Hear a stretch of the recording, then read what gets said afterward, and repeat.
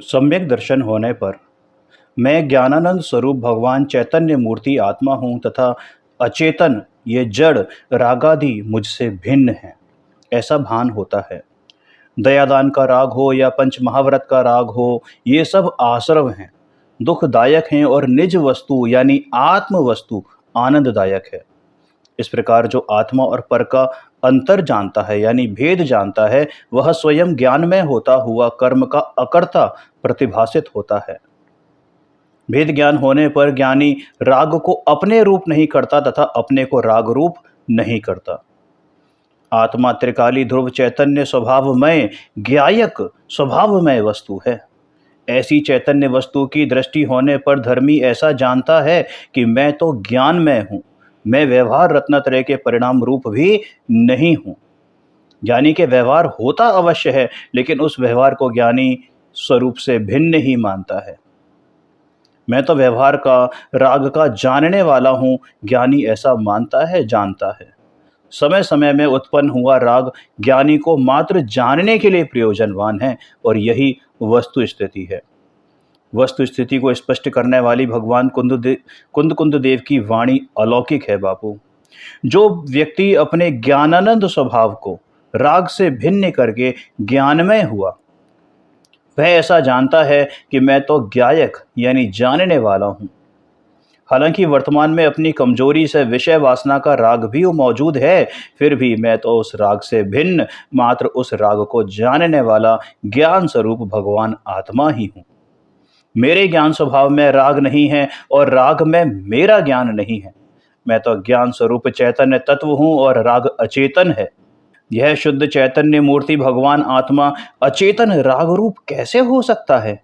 ऐसा भेद ज्ञान होने पर आत्मा स्वयं ज्ञान में होता हुआ कर्म का अकर्ता होता है।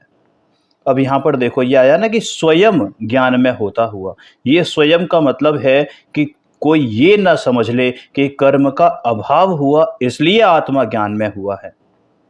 अरे भाई, वस्तु में ऐसी पराधीनता नहीं है, प्रत्येक द्रव्य में ऐसी पराधीनता नहीं है। एक एक परमाणु स्वतंत्र है, एक एक द्रव्य स्वतंत्र है। बल्कि वास्तविकता यह है कि अंदर में आत्मा स्वयं चिदानंद घन स्वरूप विद्यमान है और उसका आश्रय करने से ही आत्मा स्वयं ज्ञान में होता है। बापू, ये जैन दर्शन तो विश्व दर्शन है और यही विश्व को शरणभूत है। धर्मी ऐसा मानते हैं कि मैं तो स्वयं ज्ञान में हूँ। राग है इस कारण से राग का ज्ञान होता है, ऐसा नहीं है। ज्ञान के कारण ज्ञान होता है। राग तो वहां पर मात्र निमित्त होता है। राग का ज्ञान करने के लिए राग की उपस्थिति आवश्यक नहीं है। ज्ञान स्वयं अपनी योग्यता से अपने में से होता है। ज्ञान को ज्ञान पर्याय होने में पर की अपेक्षा नहीं है, निरपेक्ष है। ज्ञान स्वयं ज्ञान रूप होता हुआ कर्म का अकर्ता प्रतिभासित होता है। और यहाँ बात जब हम कर्म की करते हैं तो जड़ कर्म की बात नहीं है, यहाँ पर तो भाव कर्मों की भी बात है कि कोई ज्ञानी दया दान व्रत भक्ति आदि के शुभ भाव का अकर्ता प्रतिभासित होता है। देखो, जो ठंडा गर्म अवस्था है वो पुद्गल का परिणाम है। वह पुद्गल से अभिन्न यानी एक मेक है। इस कारण वह अवस्था आत्मा से सदा ही अत्यंत ही भिन्न है। ठंडे गर्म पुद्गल की अवस्था जीव को ठंडा गर्म करने का अनुभव कराने में समर्थ है, माने निमित्त रूप से वहां उपस्थित है। यानी कि उस ठंडे गर्म की अवस्था का जीव को ठंडे गर्म रूपी ज्ञान है। ठंडे गर्म का मात्र ज्ञान है और वो ज्ञान में केवल वो जो ठंडे गर्म की अवस्था है वो सिर्फ निमित्त मात्र है, उपस्थिति है और कुछ नहीं है। उस ठंडे गर्म के निमित्त से हुआ उस प्रकार का अनुभव यानी उस प्रकार का ज्ञान आत्मा से अभिन्न है। उस ठंडे गर्म का जो ज्ञान हुआ वह ज्ञान आत्मा से अभिन्न है। तात्पर्य यह है कि जो ठंडे गर्म का ज्ञान हुआ है वह आत्मा से स्वयं से हुआ है, ठंडे गर्म की अवस्था के कारण नहीं हुआ है। ठंडे गर्म का ज्ञान उस ठंडे गर्म की अवस्था से सदा ही भिन्न है। भगवान आत्मा ठंडी और गर्म अवस्था का अनुभव या ज्ञान करने में समर्थ है। अनुभव मतलब वो स्पर्श वाला अनुभव नहीं, वेदन करने वाली बात नहीं है, सिर्फ और सिर्फ ज्ञान करने में समर्थ है। आत्मा शीत उष्ण का यानी ठंडे गर्म का अनुभव नहीं कर सकता। क्या लिखा है कि शीत उष्ण का अनुभव यानी कि वेदन नहीं कर सकता, क्योंकि शीत उष्ण या ठंडा गर्म तो जड़ की अवस्था है। जड़ की अवस्था का ज्ञान यानी आत्मा अनुभव कैसे कर सकता है? हाँ, उस ठंडे गर्म का ज्ञान आत्मा करता है, इसीलिए कहा जाता है कि उसका अनुभव करता है यानी ज्ञान करता है। आत्मा स्वयं से ठंडे गर्म अवस्था का ज्ञान करता है। उस ठंडे गर्म अवस्था के कारण ज्ञान हो रहा है ऐसा नहीं है। मात्र वह ठंडे गर्म की जो अवस्था है वो निमित्त है। उस अवस्था के कारण ज्ञान हो ऐसा नहीं है, क्योंकि ज्ञान तो स्वयं के स्वतंत्रपने से हुआ है। और ठंडे गर्म का ज्ञान भी सम्यक ज्ञानी को यथार्थ रूप से होता है। जिसको स्वरूप ग्राही ज्ञान होता है उसको ठंडे गर्म अवस्था का भी सच्चा ज्ञान होता है। मिथ्या दृष्टि सांप को सांप कहें तो सच बात मत मान लेना, लेकिन सम्यक दृष्टि की ही बात सच्ची होती है। इसी कलश टीका के 60वें कलश में यह बात कही कि जिसको स्वरूप ग्राही ज्ञान होता है उसकी शीत उष्ण अवस्था यानी उसको शीत उष्ण अवस्था का भी सच्चा ज्ञान होता है। उसको पर संबंधी पर प्रकाशक ज्ञान भी यथार्थ होता है। मिथ्या दृष्टि माँ को माँ कहे तो मान मत में लेना, मतलब वो सच्ची बात नहीं है, भले ही सच बोल रहा हो लेकिन फिर भी वो सच नहीं है, क्योंकि सम्यक दृष्टि ही सत्य बोलता है, उसकी ही बात सच है। यह जन्म मरण का अंत करने वाला अलौकिक सिद्धांत है। जैसे ठंडे गर्म का ज्ञान आत्मा से अभिन्न है और पुद्गल से सदा अत्यंत भिन्न है, उसी प्रकार उस प्रकार का अनुभव करने में समर्थ राग द्वेष सुख दुख आदि रूप पुद्गल परिणाम की अवस्था पुद्गल से अभिन्नता के कारण आत्मा से सदा अत्यंत भिन्न है, तथा उसके निमित्त से हुआ उस प्रकार का अनुभव आत्मा से अभिन्न पने के कारण पुद्गल से सदा अत्यंत भिन्न है। देखो भाई, शुभाशुभ राग और हर्ष शोक के परिणाम सब पुद्गल परिणाम हैं। जैसे ये ठंडे गर्म की अवस्था अचेतन है ना, उसी प्रकार ये राग द्वेष व सुख दुख की अवस्था भी अचेतन है, क्योंकि परलक्षी है।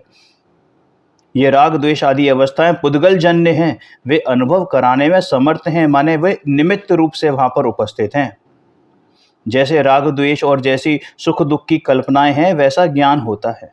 जैसी वस्तु हो वैसा जानना, उसे वैसा जानना ही ज्ञान का स्वभाव है। ज्ञान का स्वभाव इसको जानूं उसको जानूं ऐसा स्वभाव नहीं है, मात्र जानना ज्ञान का स्वभाव है। दया दान का विकल्प कर्म चेतना है। बहुत इंपॉर्टेंट बात है कि दया दान का विकल्प कर्म चेतना है और उनमें हर्ष विषाद का परिणाम कर्म फल चेतना है।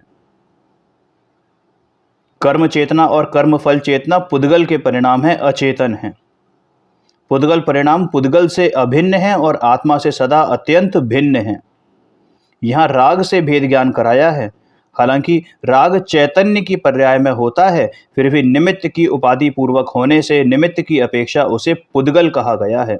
भगवान आत्मा में राग नहीं है और आत्मा के स्वभाव के लक्ष्य से राग उत्पन्न नहीं होता, इस कारण राग को पुद्गल परिणाम कहा गया है। राग द्वेष व हर्ष विषाद के परिणाम के निमित्त से उसका जो अनुभव यानी ज्ञान होता है वह आत्मा से अभिन्न है। यानी ज्ञान तो ज्ञान से ही होता है, लेकिन उसमें राग द्वेष आदि के परिणाम निमित्त होते हैं। जब ज्ञान ज्ञान में एकाग्र होता है, माने स्थिर होता है, तो उसे ज्ञान चेतना कहते हैं। तो इस प्रकार से हम देखते हैं कि कर्म चेतना, कर्म फल चेतना और ज्ञान चेतना, जिसमें कर्म चेतना यानी कि ये जो दयादान आदि के जो भाव आए, ये कर्म चेतना, और उनमें वो सुख दुख आदि जो उसको भाव हुए, यानी उनमें जो उसने आसक्ति करी, हर्ष विषाद किया, वो कर्मफल चेतना। और जब ज्ञान ज्ञान में स्थिर हुआ, एकाग्र हुआ, वो ज्ञान चेतना। ये ज्ञान चेतना में, उस ज्ञान चेतना में ये रागादि परिणाम निमित्त होते हैं। वे रागादि भाव पुद्गल से अभिन्न होने के कारण जीव से अत्यंत सदा ही अत्यंत भिन्न हैं। यदि राग आत्मा की निज वस्तु हो, यदि उसका स्वभाव हो, तो वो आत्मा से निकल नहीं सकती, तो फिर अनंत अरिहंत और सिद्ध कैसे बनते। जो वस्तु जीव में से निकल जाती है वह जीव की नहीं है, इसलिए यह रागादिक कैसे हैं, पौद्गलिक हैं। पंचाध्यायी में पुण्य पाप के भाव को आगंतुक कहा है, मतलब आने जाने वाले कहा है। उनको यहाँ अचेतन कहकर अनुभव कराने में समर्थ यानी ज्ञान कराने में निमित्त कहा है। यानी उनकी उपस्थिति तो स्वीकार करी गई है, लेकिन उनके कारण कार्य हो रहा हो ऐसा नहीं है, क्योंकि ज्ञान तो स्वयं अपने से ही होता है, उसमें राग आदि भाव निमित्त है, मात्र इतना ही समझना। राग ज्ञान को उत्पन्न कराता है, ये वस्तु स्वरूप ही नहीं है। जब भगवान आत्मा राग से भिन्न होकर ज्ञानमय होता है, तब कर्म चेतना और कर्म फल चेतना के परिणाम उसके ज्ञान में मात्र ज्ञेयपने ज्ञात होते हैं, अतः ज्ञेयपना निमित्त है।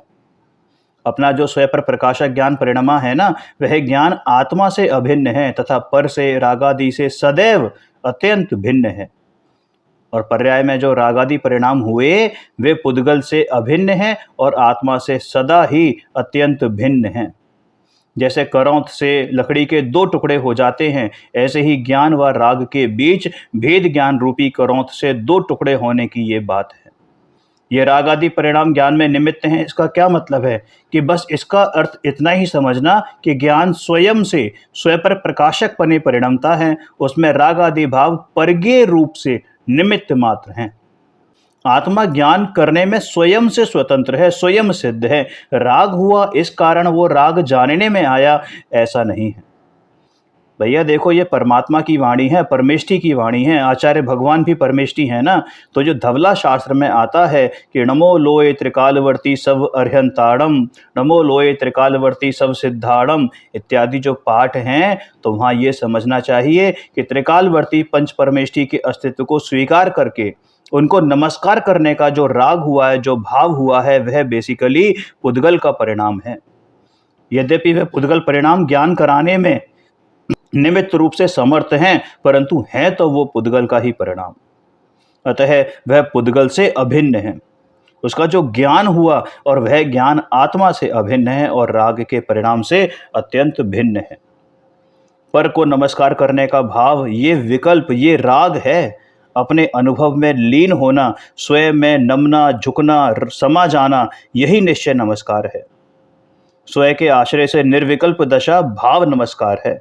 पंच परमेष्ठी की वंदना का विकल्प कर्म चेतना है और उनकी वंदना के भाव में जो हर्ष हुआ वह कर्म फल चेतना है। ये कर्म चेतना और कर्म फल चेतना के परिणाम पुद्गल से अभिन्न हैं और उस प्रकार के ज्ञान से सर्वथा भिन्न हैं। यानी जीव, ज्ञानी जीव कर्म चेतना और कर्म फल चेतना के का ज्ञान तो करता है, लेकिन उनमें उलझता नहीं है। कैसी गजब बात है। अरे तू अपनी रिद्धि तो देख, राग का ज्ञान करने में तू स्वतंत्र है, किंतु राग करने की शक्ति तुझ में नहीं है, क्योंकि राग की तुझ में नास्ती है। इस नीम के एक फूल में असंख्य शरीर हैं और एक शरीर में एक एक जीव है। इस प्रकार ठसाठस जीव भरे पड़े हैं। प्रत्येक के कारमाण व तेजस शरीर भिन्न हैं। ऐसे जीव के अस्तित्व को ज्ञानी ही स्वीकार कर सकता है। एक राई के दाने के बराबर आलू के टुकड़े में अनंत निगोदिया जीव होते हैं और इनके असंख्य औदारिक शरीर हैं और प्रत्येक शरीर में अनंत एक इंद्रिय जीव हैं। प्रत्येक के परिणाम भिन्न हैं। एक जीव का परिणाम दूसरे जीव के परिणाम को स्पर्श तक नहीं करता। अरे प्रभु, तू अपने ज्ञान की गंभीरता देख, उसे स्वीकार कर। ज्ञान उसे स्वीकार करता है तथा वह वस्तु ज्ञान में निमित्त भी है, परंतु उसको स्वीकार करने वाला ज्ञान स्वयं से हुआ है, निमित्त से नहीं हुआ है। कहते हैं कि राग द्वेष सुख दुख आदि अवस्थाएं पुद्गल के परिणाम हैं। गजब बात है। अरे जिस भाव से तीर्थंकर प्रकृति बंधती है वह भाव भी पुद्गल की अवस्था है, क्योंकि उसके निमित्त से पुद्गल कर्म बंधता है और उससे पुद्गल का संयोग होता है।